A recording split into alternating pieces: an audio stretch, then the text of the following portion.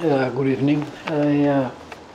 I'm very pleased to be here to present this book of Helen because I am part of the book. As you will read there are various interviews when she was preparing the book in these years. And, I am going to read some commentaries about the book and the importance of this work. First, I want to say that it is an honor for me to participate in the presentation of this book. Helen has been linked to the Cuban Revolution from a young age. She visited us since 1995, when she was 18 years old only, on a mission of solidarity that she has maintained until now. I mean the mission of solidarity. But it is not the first book written by the author linked to Cuba. Already in 2009, she published one of the best works for the studies of the economic thought of Commander Ernesto Che Guevara. It is the book Che Guevara, The Economics of Revolution, which was also published in Cuba in 2011. I must add that in my country, it is not common to publish books or works with foreign authors when it comes to evaluation of the work of its very enduring revolutionary leaders for our people. However, Helen earned that right by being very young, and today she still is to offer us a magnificent testimony of the performance of the revolution, specifically in the economic field. In the first place, We Are Cuba is not a book written from a position distant from its object of analysis. Indeed, Helen began by sharing with us, along with her sister, one of the most difficult moments in our history, in the 90s, in the so-called special period crisis. She was able to know in her own flesh at the height of 1995, when the recovery of the Cuban economy was just beginning, which would only recover the GDP of 1989, 15 years later, in 2004. When she reflects her experience while recovering very valuable testimonies from the Cuban of that time, in chapter 2 of the book, I recall my own experience about the difficult life then, and we did not stop moving. In those years, our people showed a capacity for resistance and support for the revolution that does not have many parallels in history. The consequences of the special periods were very hard for all of us because, affected by the lack of appropriate food, we lived almost miraculously for almost 5 years, eating below the minimum nutritional requirements and facing the depression of the immune system that led to the emergence of opportunistic diseases like the Guillain-Barré syndrome that claimed the lives of friends and colleagues from an epidemic that time of neuritis that affected thousands of Cubans. As a matter of fact, the rate was around 463 per 100,000 in these old years. It's a high rate for a country. More than 50,000 Cubans were affected directly. Not all of them died, but it was a real important effect in Cuba's health, in Cuba's living in those years. I remember also that we were not able to obtain all the vitamins that we needed, so the government distributed pills of polyvitaminics in every home for everybody, with special care for the children. At that time, I was father of 3 young girls, and it was really a matter of serious concern daily how to feed them and how to survive practically. We have no transportation. Public transportation We have to move to our works in bicycles. And of course, in that situation, the loss of weight was natural. I lost 40 pounds of my weight, my regular weight, in these first 5 years of the 90s. So it's something that I and my family will never forget. And I think that all the Cubans that were born those years also never forget, because their height was below the average of the country, because they were malnourished at the beginning of the 90s, so they were not so well developed. And there were other things in terms, not only in economic terms, and it's only to mention that the GDP fall nearly 35% in 3 years. So it was a big hit for the Cuban economy.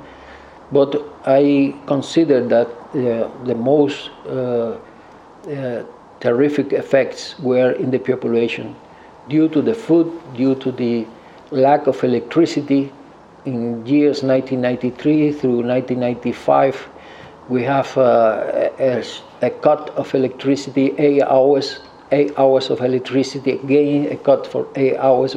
Life was a mess at the moment, because as you can imagine, the scarce food we have was in danger with the climate in Cuba, and the cuts of electricity in the fridge were practically a risk to eat that food.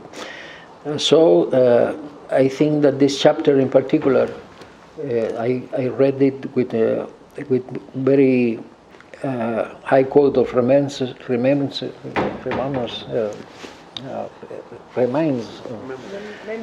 memories,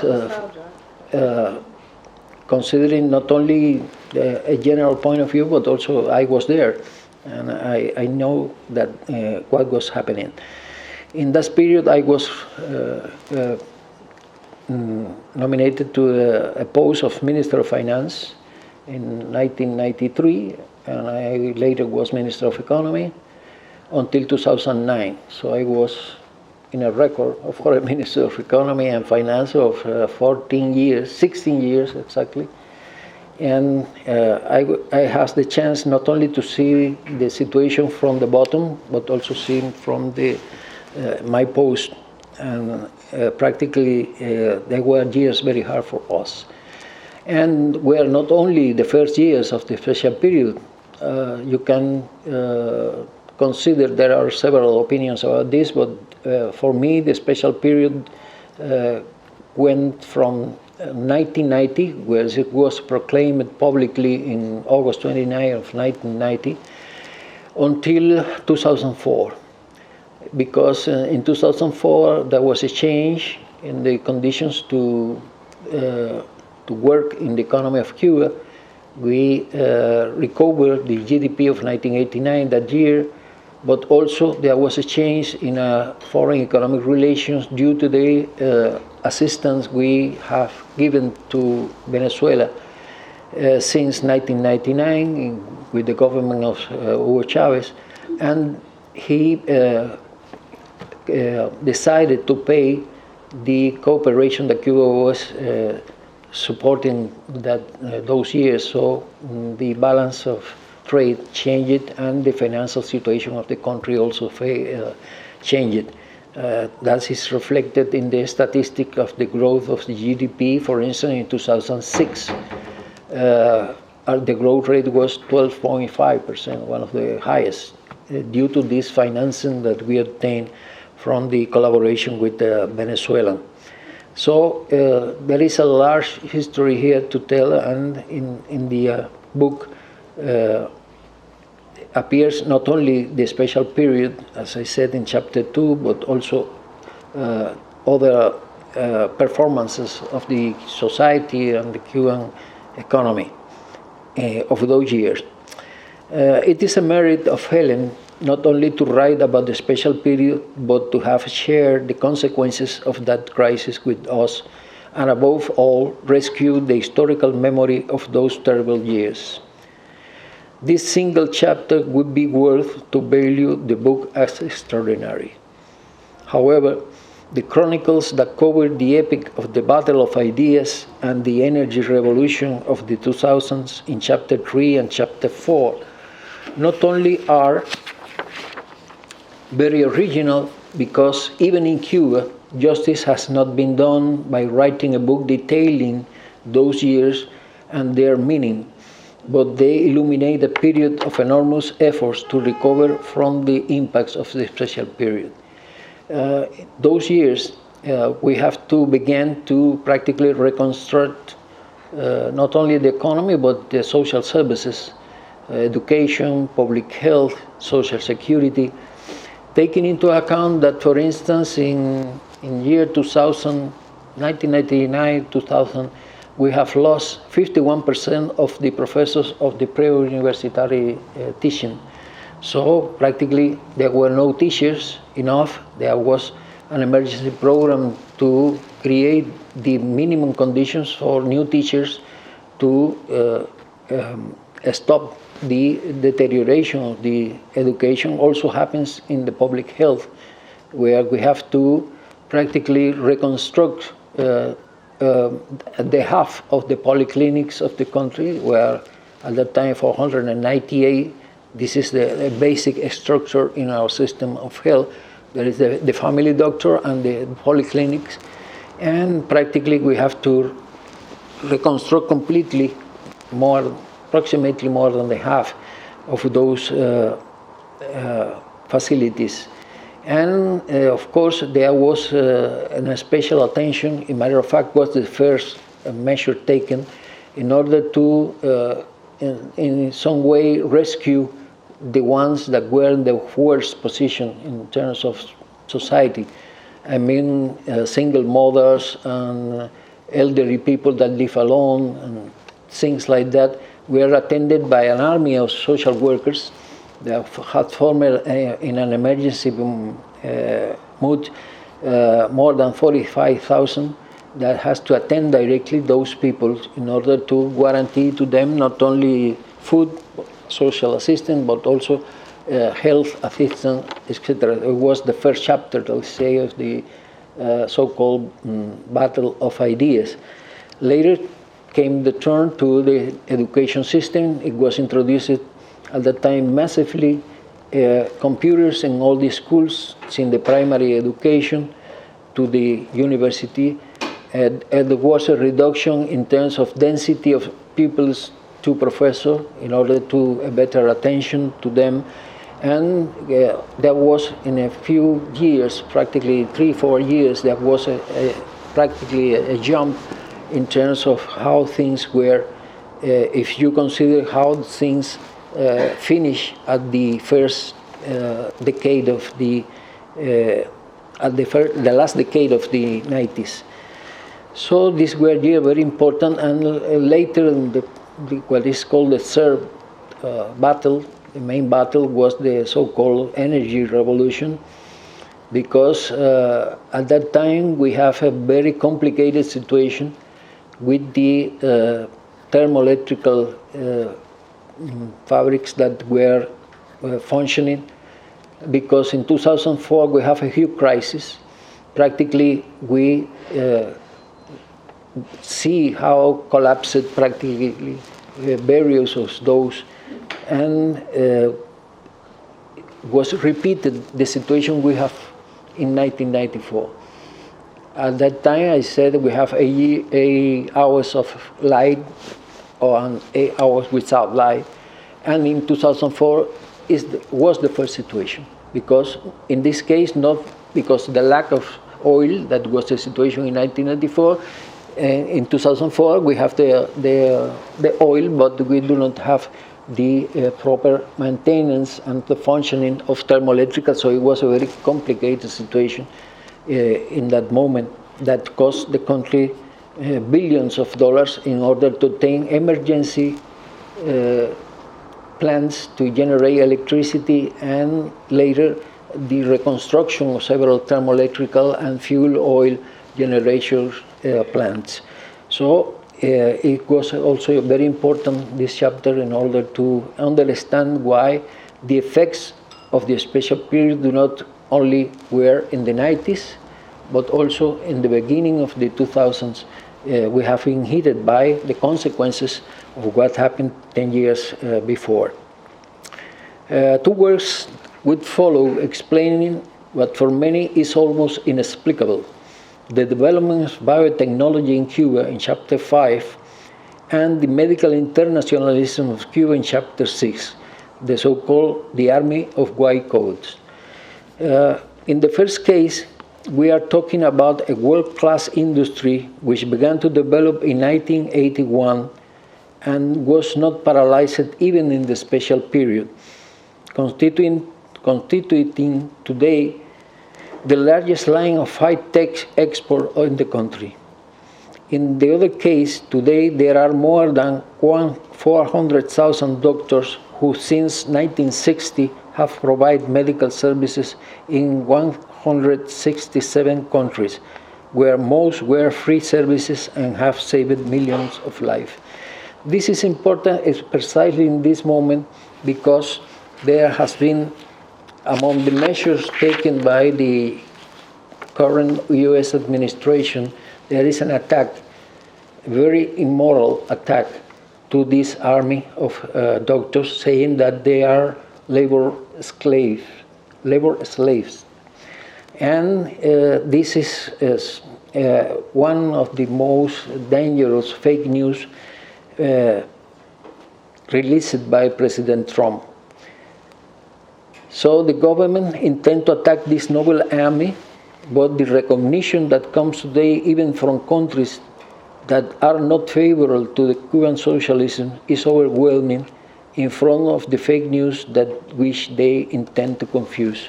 But it exists, that fake news, and they try to make doctors to desert in their missions and to suspend the services in several countries.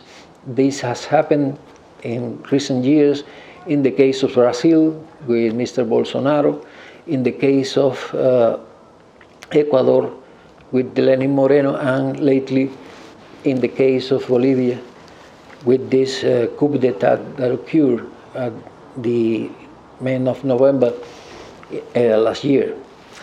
So this is a whole campaign which is focused with attacking one of the most sensitive issues for the Cuban people and for those that has received those services abroad. I would not like to extend these comments too much, but I cannot fail to point out the topicality of the issues that the author addresses in Chapter 8 and 9, in both cases with a treatment not exempt from rigor and interesting reflections, combined with analysis of many of the Cuban economic debates taking place right now, mainly the relation between market and planning.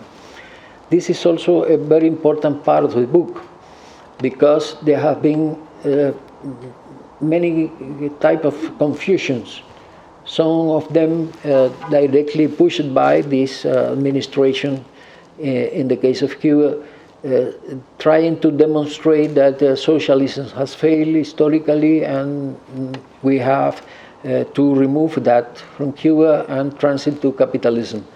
There has been a lot of debate about this internally in Cuba, because we have to confront one of the more complex problems in socialism in general, which is the relation between market and planning. For many years, this has been an unsolved problem for former socialist countries in Eastern Europe and the former Soviet Union since the 20s of the 90s, when the last moment of the so-called new economic policy of Lenin opened a great debate about this in the position of the main economists and politicians at that time, Eugene Preobrazhensky and Nikolai Bukharin. And in this debate, there was a point when they have to explain why in socialism prevails the market. They find no solution, no scientific solution for this, and they believe that the presence of market in socialism was only linked to different types of properties, private properties, cooperative properties, state property, and as far as these differences in properties remain, there will be a market. But there was a major failure here because they cannot explain why in the state sector exists the market also. So the solution was very superficial. They say that these were only in terms of accountability to have a measure, but they do not attribute any serious content to market in socialism. The so-called cálculo económico or economic calculation was rationalized as a regularity in socialism in 1935, and later appears also as a statement very strong in the book of Joseph Stalin, The Problem of Socialism in the USSR in 1952. So when the revolution was confronting this situation in the 60s, there was a great debate at that time headed by Che Guevara on one side that has the opinion that this was a misunderstanding of what are the real roots of the market, and on the other hand, the more closer analysts that were in the position closer to the Soviet Union that make a discrepancy of this point. This has not been solved in the 60s, and until today we are dealing with the problem with more or less more clarity in the concepts that is not accepted today, the difference of properties, like something that could explain the prevalence of market in socialism, but the regulation of the market in planning, with planning, has not been solved, and that is our case. This has been addressed since 2009 by the government of Raúl Castro when he tried to increase the efficiency of the system of management in the Cuban society, the economic management, and it was, for the first time, it was recognized explicitly in the documents that the market has a place, has a room in socialism. The problem is how to regulate this, because for many years, before 2009 and today also, the regulation of the markets has been intended to be by administrative methods, and this is not possible because the market has its own rules. If you recognize the market, you have to recognize the functioning of the market with those rules. You cannot eliminate the functioning of those rules by administrative methods or prohibitions or things like that. We are in that way, but we have not succeeded yet in that field. And of course, the implications of the recognition of market in socialism is quite an important issue, because if you commit mistakes, you could put in jeopardy the system itself. So these two chapters are very important regarding this, because it illustrates the way the market was treated in Cuba. For instance, in the case of the so-called trabajadores por cuenta propia, self-employment in Cuba. And I think that the book focused in a very important point, and that is that the market has inside relations, economic relations, that by the end is contradictory with the planning system. Not in the short run, but yes, if you do not attend properly the presence of the market and how to deal with the market, you will commit serious mistakes. And this is what has happened in the last 10 years of reform in Cuba, the so-called updating of the Cuban model. that has to deal with this, but has not yet a solution for this. And of course, this includes not only internal discussions. In the cases, for instance, of socialism in China or socialism in Vietnam, they have solved the problem by the way and with their consequences, but in Cuba is not the same point of view. And there is a definition, it's important to say this, that make the difference. For Chinese and for Vietnamese, they have a market economy with socialism. In Cuba, we say we have socialism that considers market economy. It seems to be the same thing, but it's not. The order of the factors here affects the result. So this is something that is very freshly focused in these chapters of the book, and I think it's a good example of how things must be taken into account in order to have, as I said before, a serious analysis of the difficulties of the construction of socialism in the Cuban case. The book concludes with chapter 10, Surviving into the Post-Rapprochement Period, that places us in the policy of unprecedented aggressions that Donald Trump has unleashed against our country, placing us in circumstances that have only overcome the terrible years of the special period. Right now in Cuba, particularly since June of 2017, he decided to erase practically all the things that not extraordinary things, but the things that were made by Obama between 2014 and 2016. And the way that he has trying to hit the Cuban economy is expressed in 191 concrete measures only since June of 2017 until now. The more impact, the most important impact that we have received is in terms of the supply of oil from abroad. He has created practically a piratastic attack to the vessels that transported oil from Venezuela to Cuba. So the consequences are clear. In September last year, we have to reduce the consumption in 50%. And we have been functioning more or less with a decision that is, I think, the more correct decision, that is not to affect the population with blockouts as has happened in 2004 and 1994, but to maintain the electricity.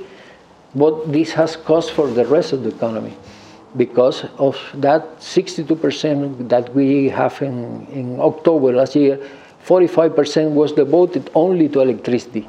So you have only 17% of the oil in total devoted to transportation, industry, agriculture, etc. So the effects are present clearly. That is why it's one of the main factors that explain why the Cuban economy only grew 0.5% last year. And this year the plan is only to grow 1%, but we have a lot of difficulties in the first quarter because this prosecution against the supply of oil to the country is in effect completely. And the other measure that is of high significance also appears in the book is the application of the Chapter 3 of the Helms-Burton Act. Remember that Helms-Burton Act was approved by the Congress of the US in 1996 in order to blockade practically all new investments of foreign capital in Cuba. And these chapters 3 and 4 of the Helms-Burton Act practically prosecute everyone that has the intention to invest in what they say confiscated properties of the Americans in 1960. This is a law full of lies, because there was no confiscation, there was a nationalization in that year, they renounced to the compensations that the law of 1960 provided to the rest of the people that were with properties nationalized in Cuba. We have paid that compensation. The last one was in 1986 with Spain, but the US renounced to do that. And they say that we confiscate without compensation that cost. And that is why they seem to be proclaimed to prosecute practically everybody that could invest or would invest in those confiscated properties. So there is a lot of lies here, but I have to say also that this, of course, has a negative impact in foreign investment in Cuba, because the people hearing from the news from the US at least are retracting, because they don't know what would happen in their relation with the US of their own enterprise or their own country. And the reaction is today very complicated. And this explains why in 1996 these two parts of the law were not applied, because of international resistance.